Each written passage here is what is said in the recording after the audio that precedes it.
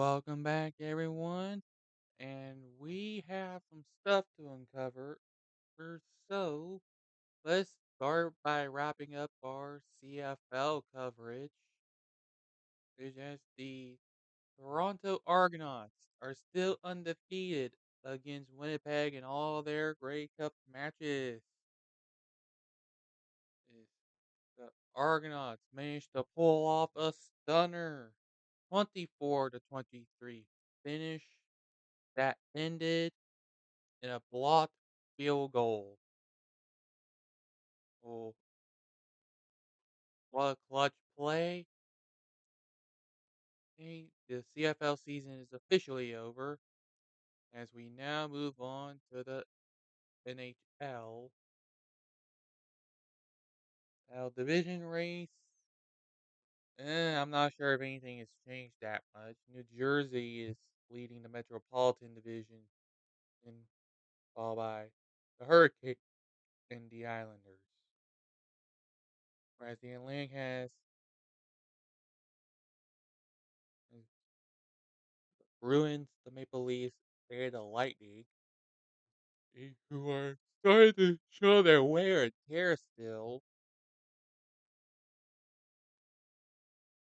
over in the Atlantic, followed by the Stars, Avalanche, and Jets leading in the Central. Roll the Golden Knights, the Kings, and the Kraken leading the Pacific. There's not much new there. In the NBA, Boston Celtics are 13-3 and sitting firmly on top of the Atlantic for now. Out in the Central, the Bucks are looking to maintain a dominance. In the Southeast, the Hawks are a half game ahead for the division lead. In the Northwest, the Utah Jazz has, despite looking like they're tanking, has already started out looking like a competitor early on. Believe it or not. In the Pacific, the Suns are once again showing that they haven't left.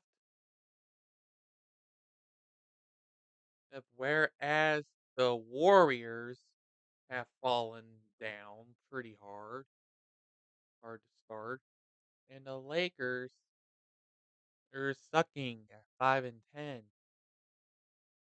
And in the Southwest, the Grizzlies currently lead, with the Rockets ultimately being the worst of the worst right now. But this is lottery.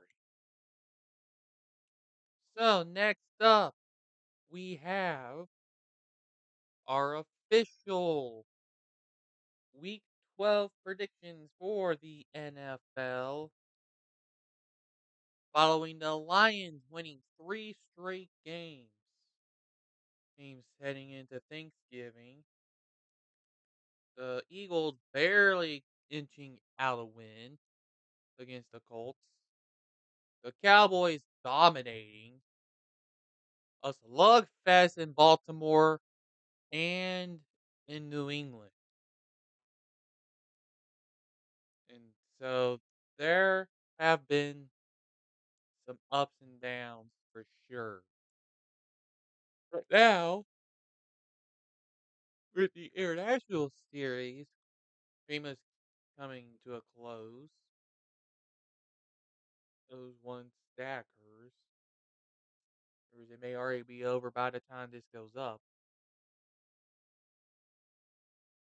We have some matchups for you on Thanksgiving, starting with the Buffalo Bills visiting the Lions on short rest after having played in Detroit as the quote unquote home team. And I think they're going to continue the momentum they have and sweep Detroit Field was to officially maintain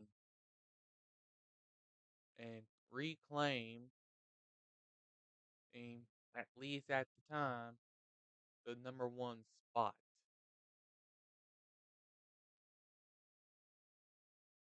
And we got the Giants versus the Cowboys in a divisional match in Dallas. Is the cracks are starting to show for this Giants squad since they lost to the Lions.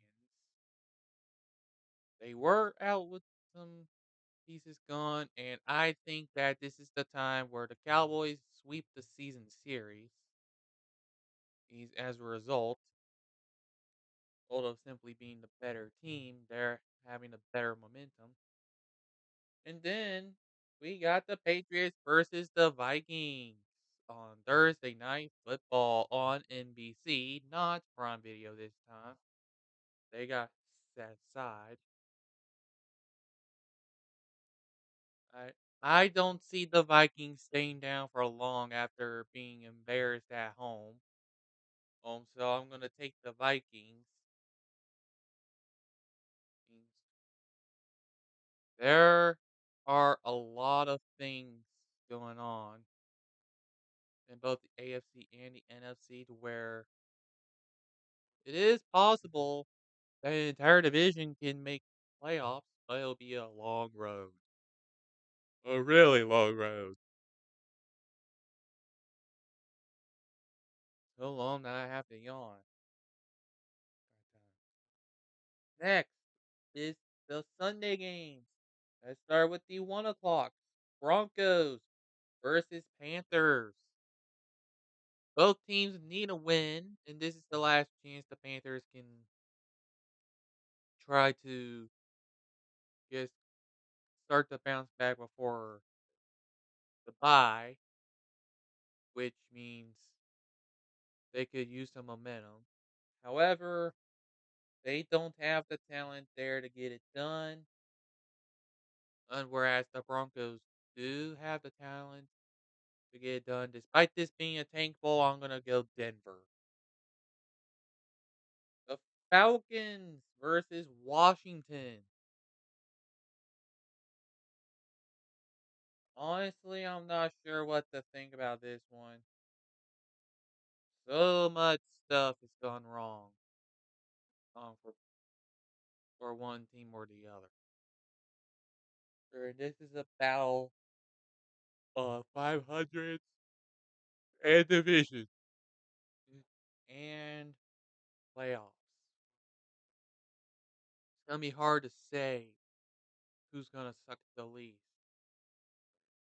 And that's why I'm gonna make this my tie of the week. There's just not much there to warrant picking a team. I mean, Washington is going to rally around Taylor Heineke, and understandably so. The Falcons, well, kind of hard to trust them. Next up is the Bengals versus the Titans in a rematch of the divisional round. And I think the Titans at this point can actually afford to lose some games, as they are firmly in a division lead. The at their current record. But we need to know how long DeMar Chase will be out for, or if there's anyone else that needs to be attended to.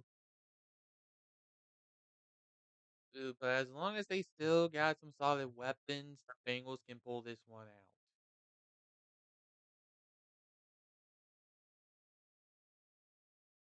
Now, which would drop the Titans to the 4 seed. Next up is the Bears versus the Jets.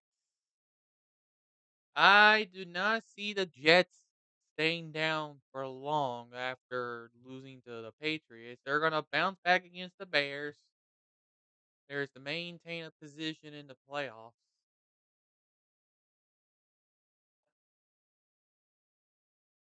That's for another week. They just have the better defense. I'm sure Zach Wilson can bounce back it's never easy to be the Patriots, but they almost managed to force overtime but couldn't. Next up is the Buccaneers versus the Browns. This is the final week in which Browns will have to play a before or Deshaun Watson comes back for week 13. Whereas the Buccaneers are coming off a much needed bye week so they can start getting the momentum going. And at this point of the season, and that's why the Buccaneers are going to win this one the first time in quite a while that somebody leads the NFC South with an above 500 record. Or yeah, it's been so long, I'm not sure or if I've been keeping track at all.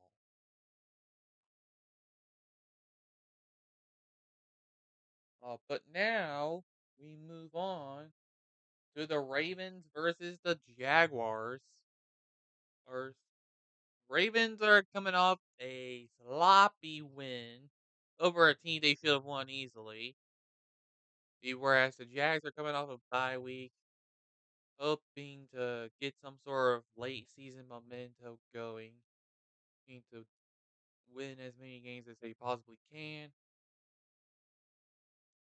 And but with how things are currently going right now, I think this is going to be a game where the Ravens win in Jacksonville. I'm definitely going to be seeing that game myself.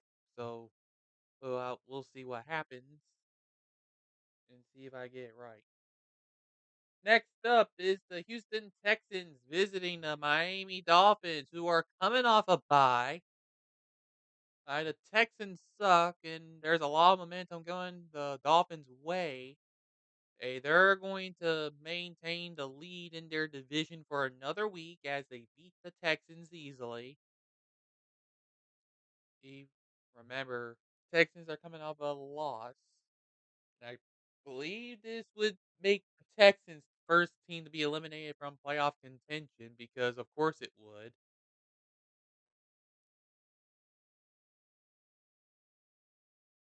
And now we go into the late games. Games 4:05. Chargers versus Cardinals. Both teams needed this win badly in order to keep their playoff hopes alive. The Chargers have been injury prone throughout the year, but they are starting to get some players back. Whereas the Cardinals have been flopping in, with Cliff Kingsbury still coaching this team for some reason.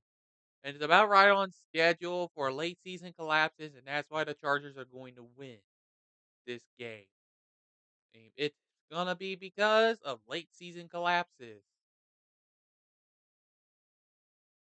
The Raiders versus the Seahawks. Even though the Raiders are coming off a win, the Seahawks are getting a much coming off a much needed rest. Yes, and not to mention there's still a division on the line for the Seahawks. They're not gonna want to give it up without a fight, so that's why the Seahawks are gonna take this one. So forget about the idea of trying to sacrifice some games. They need this win badly if they want to maintain themselves in a fight for the playoffs.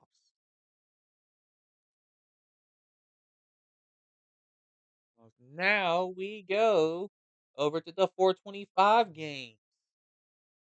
The Saints visiting the 49ers. These are two teams going in opposite directions. 49ers have been a roller coaster under Jimmy Smith. Did I say Jimmy Smith? I meant Jimmy Garoppolo. So who cares? It's still a Jimmy G. Gee, that's all that matters. It's a Jimmy. That's all that matters. Saints, on the other hand, despite coming off a win, are still trying to desperately the win games to avoid giving the Eagles a high draft pick. However, I don't think that's going to happen. I'm going to take the 49ers in this matchup. Rams versus the Chiefs. This is supposed to have been one of the most hyped up matches of the season. Then the defending Super Bowl champs going up against the still relevant Patrick Mahomes squad. But this season has shown that this will not be as great of a match as it once was hyped up to be. And given recent trends, I'm gonna have to give this game to the Chiefs. They improved to 9-2, with a chance to clinch their division as soon as week 13. However, it is still possible Rams could get the upset. Sunday night football, Packers versus Eagles. This is going to be a tough challenge for both sides. Aaron Rodgers wants to start bouncing his team back, whereas the Eagles are hoping to maintain their lead in the NFC and potentially clinch a division title as soon as about week 15, maybe, maybe probably week 16 at the best because of how top heavy the NFC East is right now. But regardless, I'm going to take the Eagles in this match due to the fact that, well, they're simply the better team. They become the first team this season to get double digit wins, as they're not going to stay down for long after a narrow victory. Now we get to the Monday night crapshoot that is going to be the Pittsburgh Steelers and the Indianapolis Colts. Oh, there's no question about it. I'm going bold and making this my second tie of the week. Yeah, I'm going bold here again. And both of these teams don't deserve to win. And the Steelers are coming off a loss to the Bengals, whereas the Colts just flat out not the answer for Jeff Saturday. Hey, there's just so much going up against both teams that this tank ball is just going to be my secondary title of the week. Those are my predictions, and all 16 teams are playing. And now we got one more bit of news regarding the FIFA World Cup. That's right, it's time for me to try to predict who's going to win the FIFA World Cup. Uh, Based on what matchups are coming up. And to start with, let's recap what happened. Despite what kind of early stuff has gone on, we have uh, Ecuador not taking the bribes and beating Qatar in a 2-0 score to open up the World Cup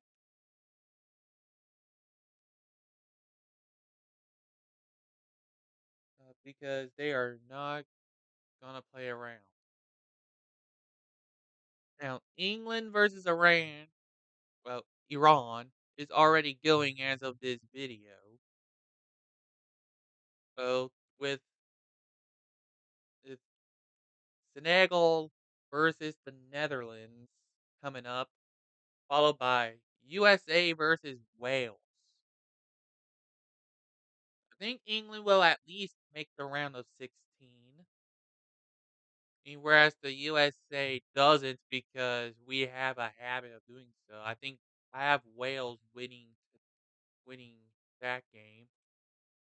Continuing over to the rest, Argentina versus Saudi Arabia. I think this is going to be an evenly matched game. I'll just have to wait and see what happens. Denmark versus Tunisia. So I know that Denmark can be pretty good. I'll just default to Denmark. Mexico versus Poland. And there's actually some North American in countries known for this sport. So Mexico, congratulations on the win. We'll see if you make it to the round of 16 or not. France have are the defending champs. They're most likely gonna crap the bed this time around. And then next up for the 23rd, Morocco versus Croatia. I think that'll be evenly matched. Germany versus Japan.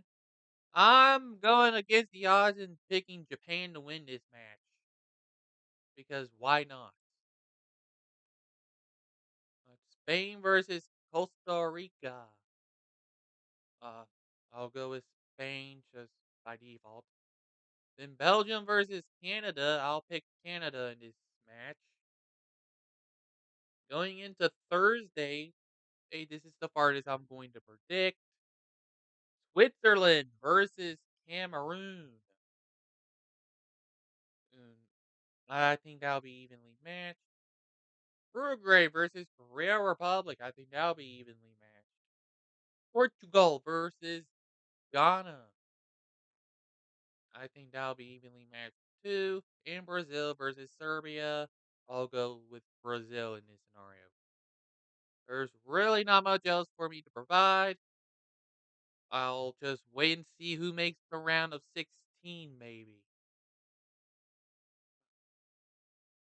So for now, thank you all so much for tuning in, and I'm gonna see what kind of corruption comes up this time around, and see who's gonna be protesting after winning the World Cup.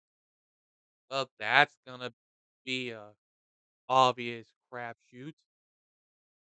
I'll be informing you about some updated scores, of course, based on what has transpired, or in terms of group standings. But for now I'm definitely gonna be keeping my focus towards what I can. And monthly standings updates, days where I read out in full for the NHL and the NBA, are going to be next week. And I'll see you in the next video.